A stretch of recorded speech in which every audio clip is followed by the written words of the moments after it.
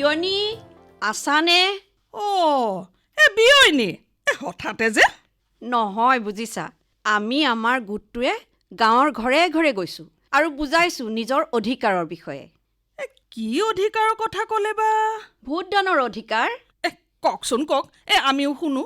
শুনা, আমাৰ সংবিধানে আমাক ভোটদানৰ অধিকাৰ দিছে। এতিয়া আমাৰ মহিলাসকলৰ পুৰুষৰ সমানে দায়িত্ব।